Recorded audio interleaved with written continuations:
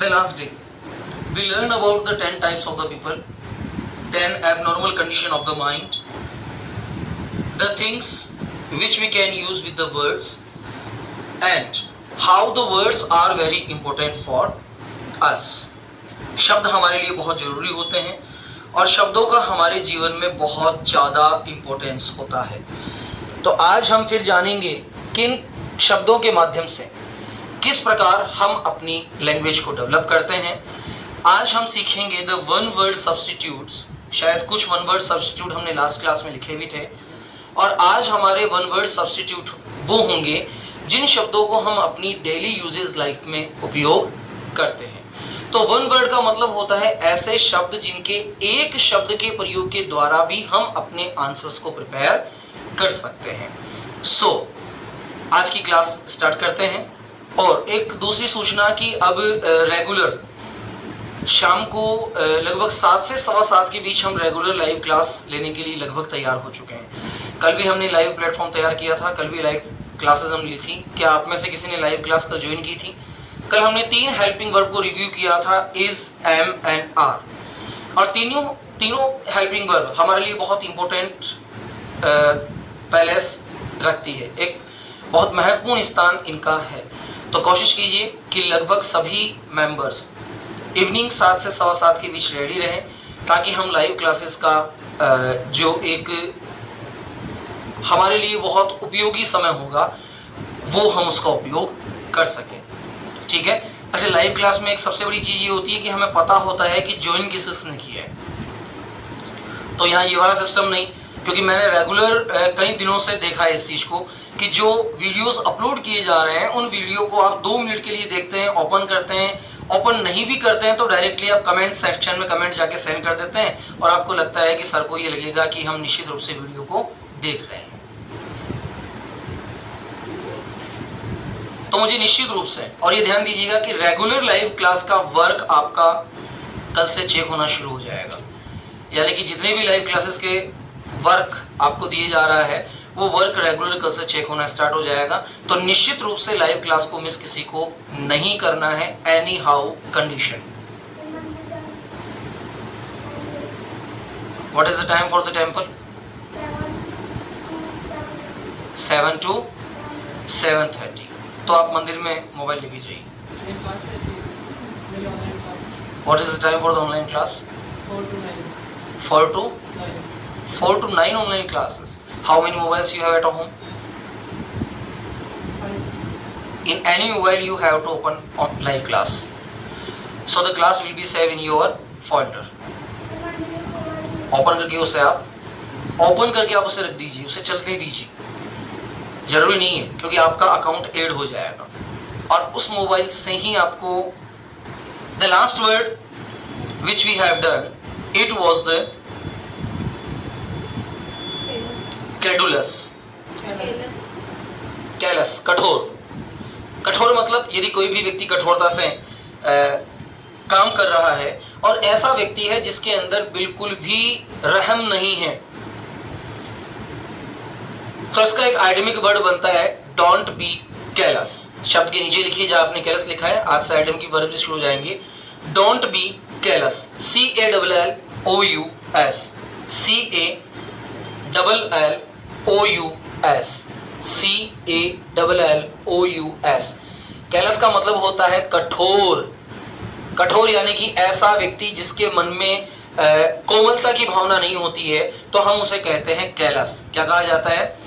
Callus. तो मैं इसके अंदर कह सकता हूं किसी भी व्यक्ति को डोंट बी कैलस। अब कैलस का मतलब क्या हो गया? कठोर होना या कठोरता का दिखाई देना। Now it's better now. Okay, तो यहां कैलस का मीन क्या हो गया? कठोरता का होना अथवा कठोरता का दिखाई देना।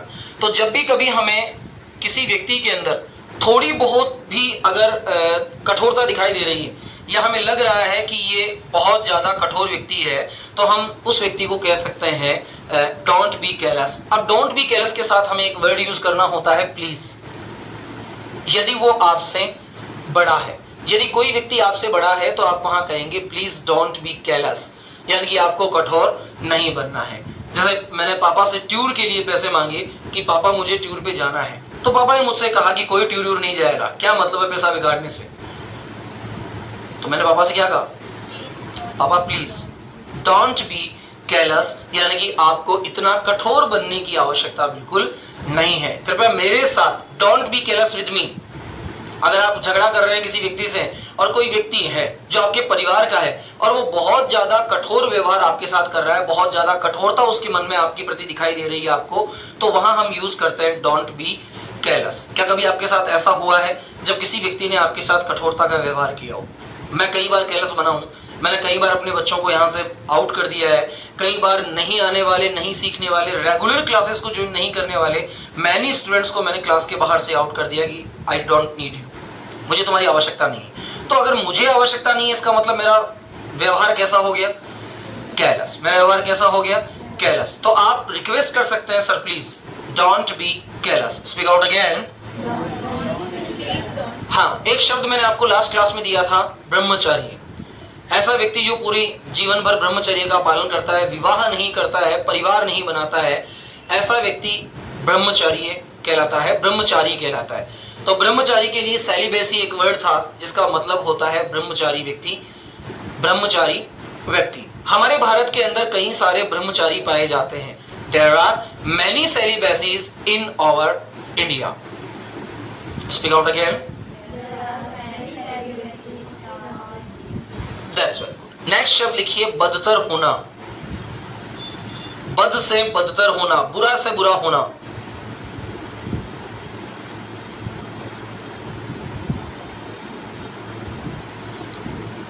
बुरे से बुरा होना मतलब जितना बुरा सोच नहीं सकते उससे भी बुरा हो जाना, यह कहलाता है बद से बदतर होना, यानी कि बहुत ज्यादा बुरा हो जाना।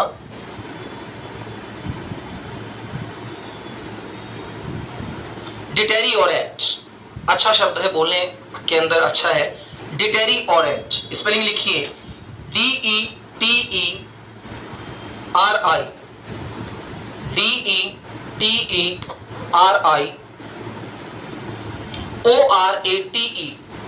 ORATE।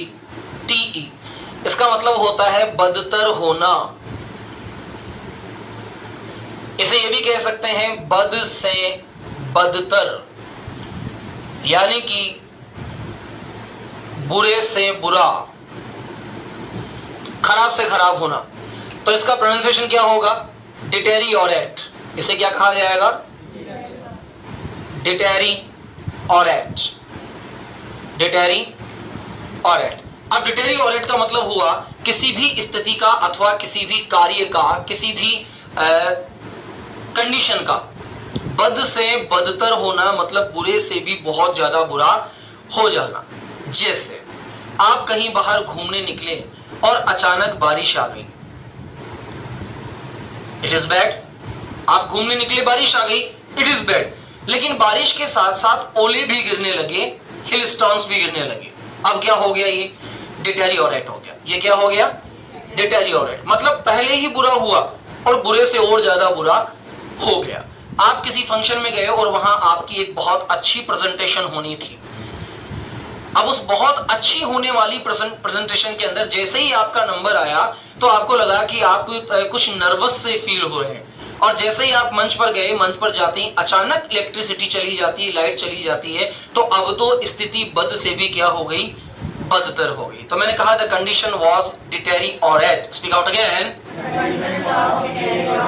The condition was deteriorate. तो ये शब्द पूरा एक फ्रेजल शब्द बन जाता है, एक एकेडमिक शब्द बन जाता है। The condition was deteriorate. यह स्थिति बहुत ज्यादा बद से बदतर थी। और यदि प्रेजेंट के अंदर आप इसे बोलेंगे तो आप कहेंगे द कंडीशन इज डिटेरियोरेट। यह स्थिति बद से बदतर है। जैसे एक व्यक्ति है जो बहुत ज्यादा गरीब है और उसने 5 दिनों से कुछ नहीं खाया है। ध्यान दीजिएगा, एक व्यक्ति जो बहुत ज्यादा गरीब है, उसने 5 दिनों से कुछ नहीं खाया है, अचानक कोई, तो उसकी स्थिति कैसी है? Very bad. उसकी स्थिति कैसी है? Very bad. एक व्यक्ति उसे खाने के लिए कुछ लाकर देता है और जैसे ही वो उसे खाने लगता है, वो खाने का जो प्लेट है वो उसके हाथ से गिरकर नीचे गिर जाता है, टूट जाता है।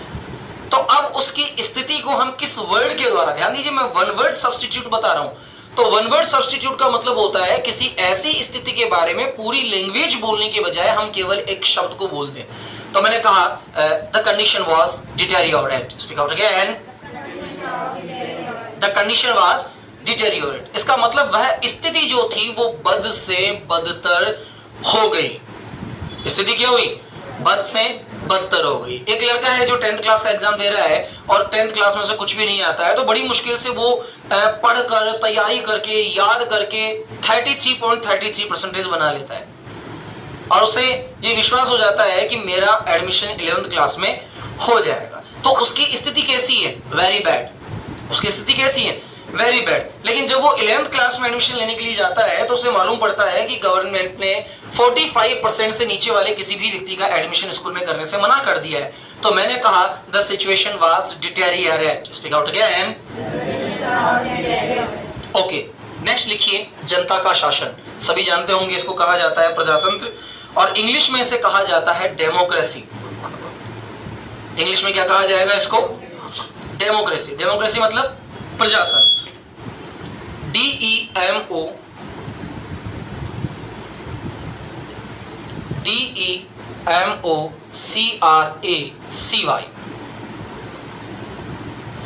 डेमोक्रेसी।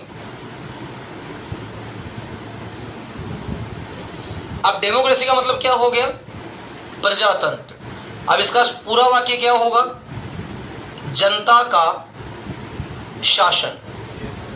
ध्यान दीजिए, बहुत काम आएंगे जब हम लोग रेगुलर कॉन्वर्सेशन स्किल्स को डेवलप करेंगे, तभी ये शब्द हमारे बहुत काम आने वाले हैं। जैसे मैंने कहा भारत एक प्रजातांत्रिक देश है, मतलब यहाँ जनता का शासन है, तो डेमोक्रेटिक कंट्री है। इंडिया कैसी कंट्री है? डेमोक्रेटिक कंट्री है। कुछ देशों के अंदर जनता का शासन नहीं है।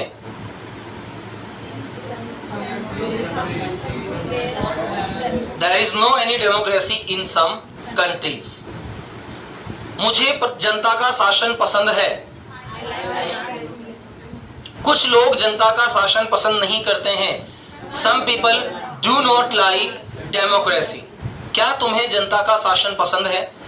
Do you like democracy? क्या तुम्हें जनता का शासन पसंद नहीं है? Do you not like democracy? हाँ, मुझे जनता का शासन पसंद है। Yes, I like democracy. जनता का शासन का मतलब होता है देश का विकास। The mean of democracy is development of the country. जनता के शासन को कौन पसंद करता है? Who likes democracy? समझ में आ गया? डेमोक्रेसी वर्ड का मतलब होगा जनता का शासन। अब मैं कहूंगा कि भारत में पहले राजतंत्र था, स्थितियां बदतर थी। अब प्रजातंत्र है, लेकिन स्थितियां और ज्यादा बिगड़ गई है, तो और ज्यादा बद से बदतर होने वाली स्थिति के लिए मेरे ने deteriorate, the condition of the country is deteriorate at that time because the politicians are not good. The all politician, I am not speaking to the all politician, but most of politicians are good, but there are few politicians who are not good. So by the reason of these type of the politician, the condition of the India is deteriorate. The condition of India is deteriorate. यानी कि किसी भी चीज को बद से बदतर हो जाना deteriorate कहलाता है। प्रजातंत्र के शासन को कहा जाता है डेमोक्रेसी, और ऐसा व्यक्ति जो बहुत ज्यादा कठोर होता है उसे कहा जाता है कैलस। क्या कहा जाता है? कैलस। अब कोशिश कीजिए कि आप कैलस और डिटेरियोरेट दोनों शब्दों को मिलाकर कोई वाक्य बना सकें। मैंने अपने पिता से नई किताब लाने के लिए 100 रुपए मांगे। I asked for 100 rupees to my father for a new book. मैं पहले ही उस विषय में बहुत ज्यादा कमजोर था। I was very weak in that subject. मेरे पिता ने मुझे 100 रुपए देने के लिए मना कर दिया। My father forbid me to give 100 rupees. अब मेरी स्थिति बहुत ज्यादा बेकार थी, बदतर थी। My condition was now deteriorate. मेरे पिता को इतना कठोर नहीं होना चाहिए। My father should not be callous. That is clear. अब देखिए, अब केवल 2 शब्दों के साथ साथ हमने जब अपने पूरे बॉक्सेस के साथ इसको देखा, तो हम बॉक्सेस के साथ इनके सेंटेंसेस को रिव्यू करने के लिए भी एबल हो जाते हैं, और सेंटेंस के साथ साथ अगर हमारा वोकेब पावर स्ट्रॉन्ग है तो हम इन शब्दों को याद भी कर सकते हैं। समझ में आ गया? The mean of the word callous, कठोर। The mean of the word deteriorate, बदतर होना। The mean of the democracy, प्रजातंत्र होना। राइट द नेक्स्ट वर्ड राजतंत्र। अभी जब मैंने बोला था कि राजतंत्र, तो कोई भी नहीं बोल पाया था कि राजतंत्र को इंग्लिश में क्या कहा जाता है। राजतंत्र को इंग्लिश में कहा जाता है मोनार्की। राइट, MONARCHY,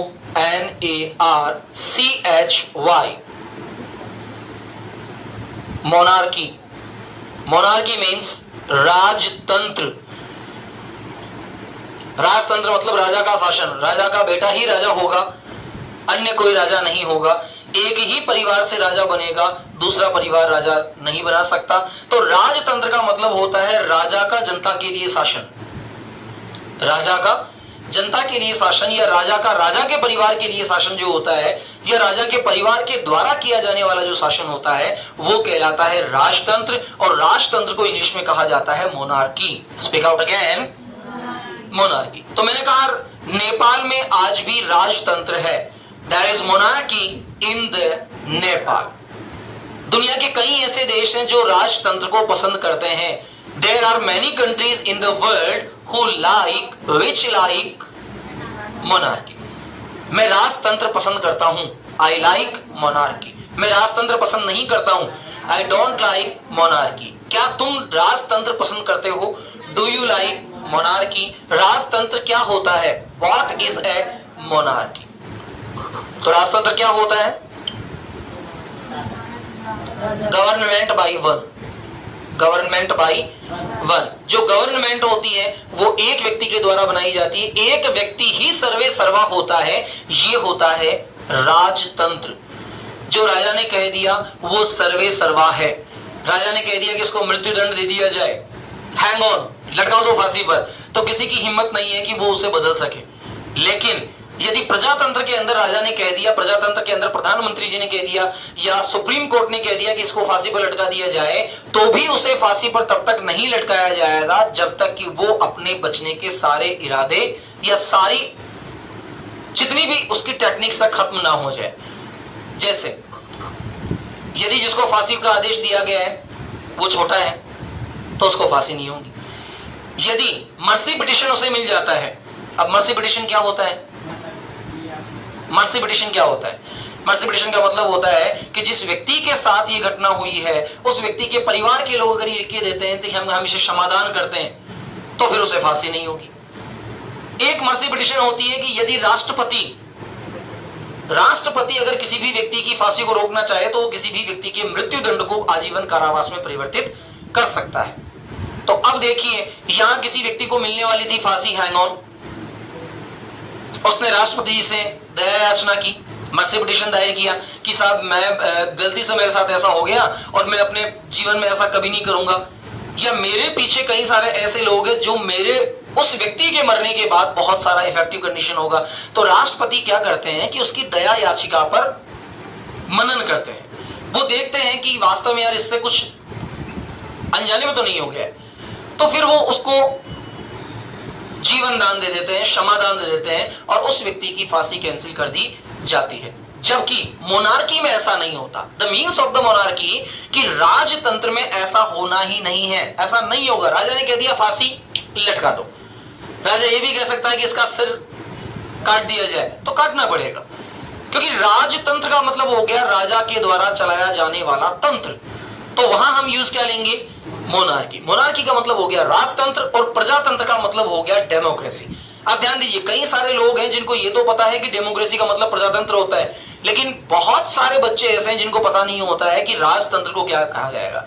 फिर वो क्या करते हैं, उसको कहा जाएगा the government by the king. राजतंत्र क्या करे? राजतंत्र का मतलब क्या होगा? राजा का शासन, द गवर्नमेंट ऑफ किंग। अब गवर्नमेंट ऑफ किंग तो इसका पूरा सब्स्टिट्यूट सेंटेंस हो गया, लेकिन अगर इसका वन वर्ड सब्स्टिट्यूशन निकाला जाएगा तो इसका वन वर्ड सब्स्टिट्यूशन क्या होगा? मोनार्की। मोनार्की मतलब राजतंत्र। अब मुझे बताइए कठोर होने का मतलब क्या हुआ? कैरस। कठोर होने का मतलब क्या हुआ? कैरस। बद से बदतर होने को क्या कहा गया? डेटेरियोरेट। प्रजातंत्र को क्या कहा गया? डेमोक्रेसी। और राजतंत्र को क्या कहा गया? मोनार्की। अगला शब्द लिखिए। सर पर इसे तो मोनार्ची कहते हैं, इसे तो मोनार्ची कहते हैं। नहीं बेटा, CHY की के साथ स्पीक आउट किया जाता है। जैसे कई सारे शब्द होते हैं, जैसे CHAY चाय होता है कि नहीं होता है? CAT केट, चेट नहीं होती है। वो केट क्यों होती है? अलग अलग शब्दों के साथ अलग अलग प्रोनाउंसिएशन को डिफाइन किया जाता है। तो कहां हम किस शब्दों को बोलते हैं, इसकी क्लासेस हमारी आगे होगी। किन शब्दों को किस प्रकार प्रोनाउंस किया जाता है, कहां हम क्या बोलते हैं, कहां च बोलते हैं, कहां से बोलते हैं, इन शब्दों के प्रोनाउंसिएशन कैसे चेंज होते हैं, ये हम पढ़ेंगे। अगला शब्द लिखिए, ड्रॉन। DRAWN बराबर DRAWN, ड्रॉन बराबर। बराबर मतलब ना हार ना जीत। अब इस शब्द को हम लोग ड्रा कहते हैं, DRAW, जबकि इसका प्रॉपर वर्ड होता है DRAWN, ड्रा। ड्रॉन। ड्रॉन का मतलब मैच ड्रॉ हो गया। अब हमने क्या क्या क्या बोला? मैच ड्रॉ हो गया, जबकि ड्रॉ नहीं हो रहा है, ड्रॉन हो रहा है। ड्रॉन का मतलब ना कोई हारा ना कोई जीता। तो यदि किसी गेम के अंदर ना कोई हारता है ना कोई जीतता है, तो दोनों को ही विजेता घोषित कर दिया जाता है। तो ऐसी स्थिति को कहा जाता है ड्रॉन, यानी कि बराबर होना, ना हार ना जीत होना।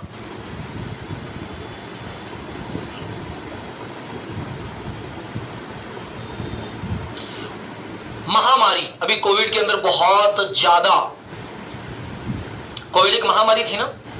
महामारी को इंग्लिश में क्या कहा जाता है? महामारी जानते तो ना, महामारी होती क्या है? महामारी का मतलब होता है किसी भी एक रोग का इस स्तर पर फैल जाना कि उसे कंट्रोल करना भारी हो जाए, किसे कहा जाएगा? महामारी। ये तो एक ऐसी जनरेशन है जिसने बाढ़ भी देखी है, भूकंप भी देखे हैं, महामारी भी देखी है।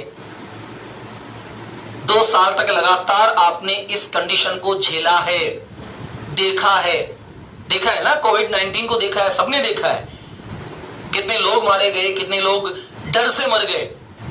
जितने वास्तविक रूप से नहीं मरे, उससे ज्यादा लोग डर से मर गए। तो डर क्या था? डर ही सबसे बड़ी प्रॉब्लम उनके साथ हुई।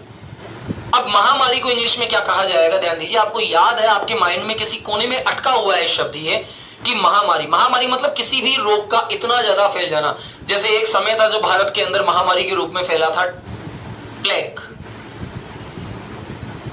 प्लेग फैला था ना। ऐसा कहा जाता था कि एक दाह संस्कार करके जब घर आते थे तो दूसरा दाह संस्कार करने की तैयारियां चल रही होती थी। इतनी जबरदस्त महामारी थी, इतनी जबरदस्त। दुनिया के कई देशों के अंदर dengue, chikungunya, swine flu, bird flu, इस प्रकार की बीमारियां फैली जिनको कहा गया महामारी। सोचिए, महामारी को इंग्लिश में कहा जाता है एपिडेमिक। क्या कहा जाता है? क्या कहा जाता है? एपिडेमिक। तो अगर मैं कहता हूं कि ये महामारी की स्थिति है तो मैं कहूंगा it is the condition of the epidemic. आपको ध्यान होगा कि भारत के माननीय प्रधानमंत्री श्री नरेंद्र जी मोदी ने अपने पहले भाषण में, जब पहला लॉकडाउन लगाया गया था, उस समय कहा था it may be a pandemic condition, यानी कि ये एक ऐसी कंडीशन हो सकती है जो पैलेडेमिक कंडीशन हो सकती है, दर्दनाक कंडीशन होती है, ऐसी स्थिति। तो हम इसको एक एपिडेमिक कंडीशन में मान लेते हैं, यानी कि इसको महामारी घोषित कर दिया गया था। तो लिखिए महामारी के लिए एपिडेमिक, EPIDEMIC,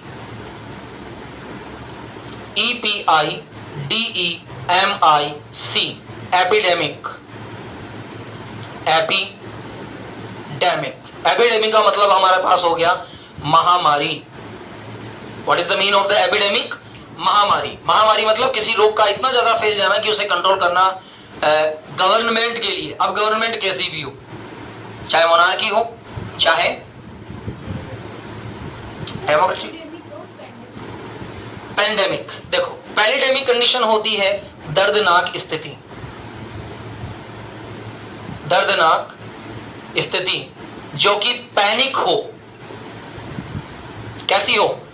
पैनिक हो। ऐसी स्थिति जो दर्दनाक होती है पेंडेमिक। जब कोविड फैल रहा था तो पहली स्थिति इसकी पैंडेमिक नहीं थी, पहली लहर जो आई थी वो पैंडेमिक नहीं थी, वो कैसी थी? एपिडेमिक, मतलब महामारी की तरह फैल रहा था ये। लेकिन जब दूसरी लहर आई तो ये क्या बन गई? पैंडेमिक बन गई, पैंडेमिक कंडीशन बन गई। और पैंडेमिक कंडीशन क्यों बन गई? क्योंकि लोगों ने अपने ही परिवार के लोगों को मरते देखा, बहुत ज्यादा पैनिक कंडीशन वहां थी। तो पैंडेमिक मतलब महामारी, लेकिन दुखदायी स्थिति के अंदर, और एपिडेमिक मतलब जो महामारी फैल रही है। तो दोनों शब्दों को याद रखें, एपिडेमिक मतलब महामारी, तो एपिडेमिक क्या हो जाएगी? महामारी। सो यहां प्रश्न बना कि do you know about the name of the two epidemic condition in India? Covid and plague. Do you know about two epidemic condition in India? क्या आप भारत की दो महामारी वाली स्थितियों के नाम बता सकते हैं, अथवा ऐसे डिजीज का नाम बता सकते हैं जो एपिडेमिक कंडीशन में थी? Do you no any disease which was epidemic condition? तो एपिडेमिक कंडीशन में दो बीमारियां कौन कौन सी थी? प्लेग एंड कोविड-19। अब कोविड-19 किसकी वजह से फैला था? कोलिजा एंड इन्फ्लुएंजा। किसकी वजह से फैला था ये?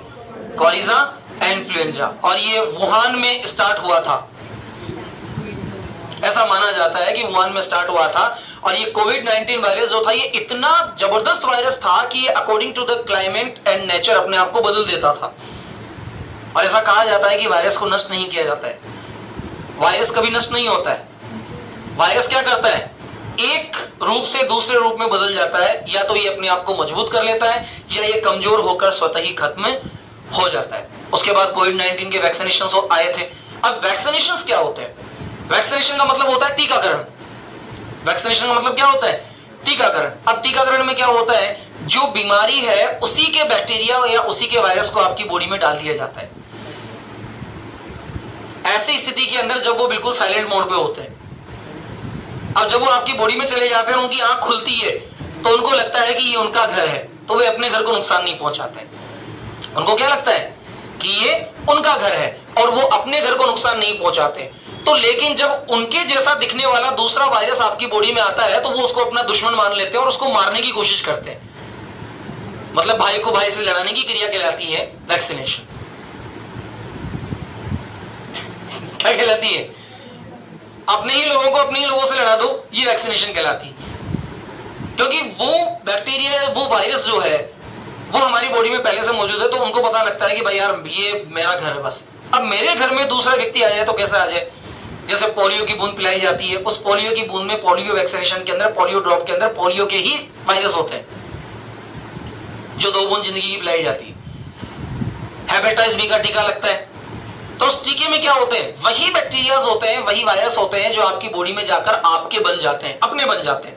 और जैसे कोई दूसरा वायरस आपकी बॉडी में अटैक करता है वे उसको अपना दुश्मन मान लेते हैं। जैसे अपनी बॉडी में WBC का काम होता है, व्हाइट ब्लड सेल्स का काम होता है। व्हाइट ब्लड सेल्स क्या करते हैं?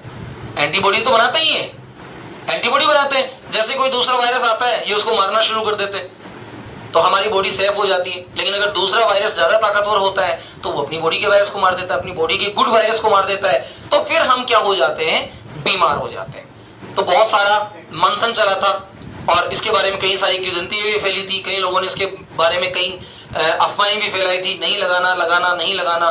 तो ये बिल्कुल सिमिलर फैक्टर्स होते हैं कि हम इनके बारे में जाने। तो एपिडेमिक कंडीशन क्या हुई? महामारी। किसी भी महामारी के फैलने की स्थिति, यानी कि ऐसा रोग जो अचानक से फैल जाता है और बहुत बड़े लेवल पे फैलता है, छोटा लेवल नहीं, बहुत बड़े लेवल पर जो बीमारी फैलती है उसे कहा जाता है epidemic. Right the next word.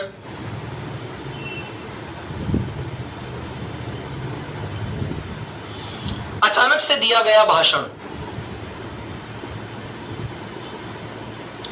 इसको कहा जाता है तत्काल भाषित। तत्काल भाषित, अचानक से दिया गया भाषण। एक्सटेम्पोर, EXTEMPORE,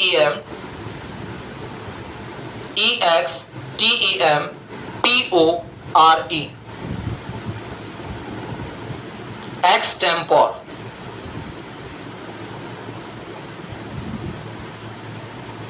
तत्काल भाषित, अचानक से दिया गया भाषण, बिना तैयारी के, बिना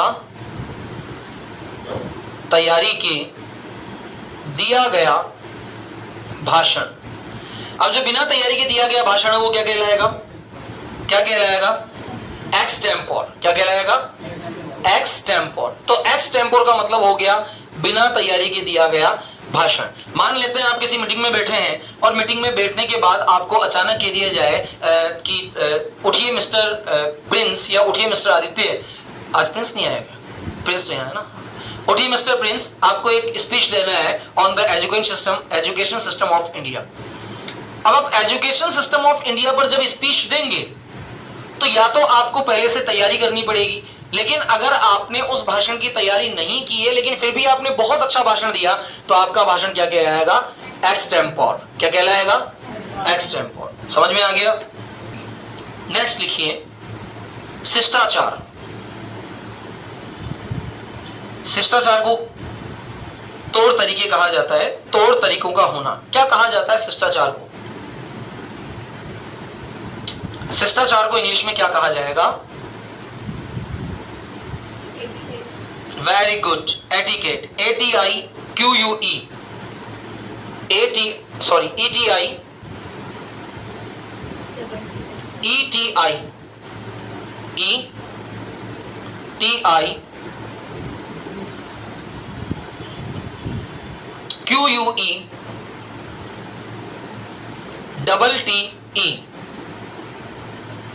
एटिकेट। एटिकेट का मतलब होगा शिष्टाचार। इसको कहा जाता है तौर तरीके। इसको क्या कहा जाता है? तौर तरीके। तो यहां एटिकेट का मतलब, अच्छा एटिकेट मतलब शिष्टाचार, और एटिकेट्स हम क्या बोलते हैं? इसमें तो एटिकेट ही नहीं, प्रॉपर वर्ड एटिकेट होता है। एटिकेट नहीं मतलब शिष्टाचार नहीं है। थोड़े एटिकेट सीखो, शिष्टाचार सीखो। एक अच्छे व्यक्ति में एटिकेट होने चाहिए। अब कई बार हम क्या करते हैं, good etiquette and bad etiquette, जो कि कोई वर्ड होता ही नहीं है ऐसा। एटिकेट का मतलब ही शिष्टाचार होता है, यानी कि तौर तरीके होते हैं। तो यहाँ एटिकेट का मतलब केवल एटिकेट ही होगा, गुड एटिकेट, बैड एटिकेट या एटिकेट्स नहीं होगा। अगर एक से ज्यादा तौर तरीके शिष्टाचार के होते हैं तो हम वहां एटिकेट्स वर्ड का यूज कर सकते हैं, लेकिन डायरेक्टली हमें केवल यहाँ यूज करना होगा एटिकेट वर्ड। तो एटिकेट का मतलब क्या हो गया? शिष्टाचार। एक लड़का है जो कि बहुत ज्यादा बदमाशियां करता है, क्लास में बहुत ज्यादा परेशान करता है, तो मैंने उससे कहा you need to learn etiquette.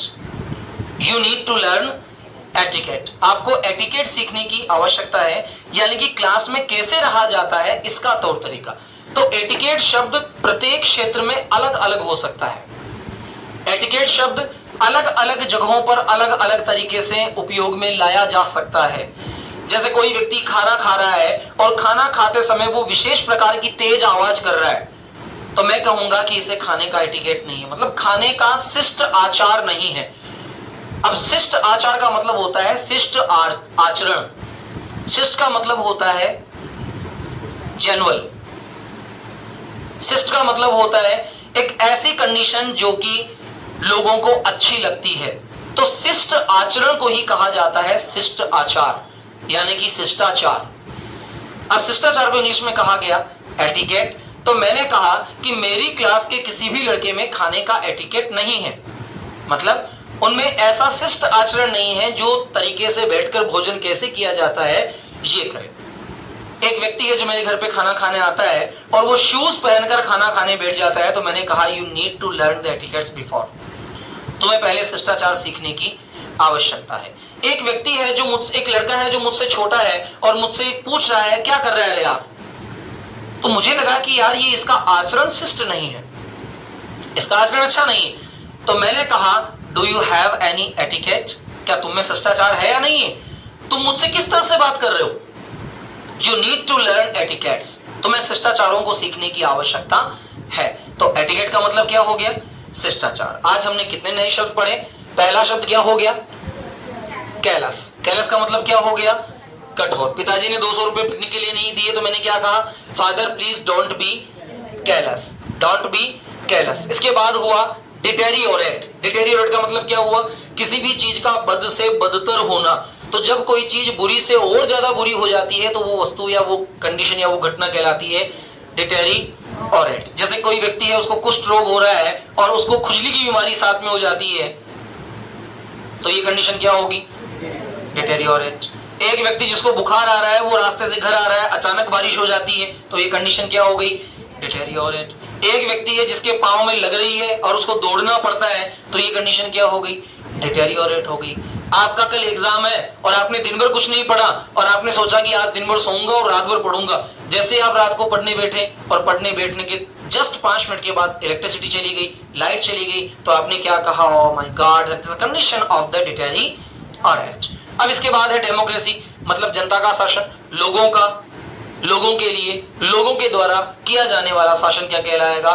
Democracy. Democracy के अलावा राजतंत्र कहलाता है मोनार्की, और इसके अलावा बराबर हार वाली स्थिति कहलाती है ड्रॉन। एपिडेमिक यानी कि महामारी, किसी बीमारी का अचानक से पूरी जगह फैल जाना क्या कहलाता है? एपिडेमिक। एक्सटेम्पोर, तत्काल भाषित यानी कि किसी भी भाषण को बिना तैयार किए हुए तत्काल देना कहलाता है एक्सटेम्पोर। और एटिकेट का मतलब होता है शिष्टाचार अथवा शिष्ट आचरण। आपको 5 मिनट का टाइम दिया जाता है, 5 मिनट के टाइम के लिए इसको लर्न कर लीजिए और फिर आपको वापस मुझे इसको बताना है।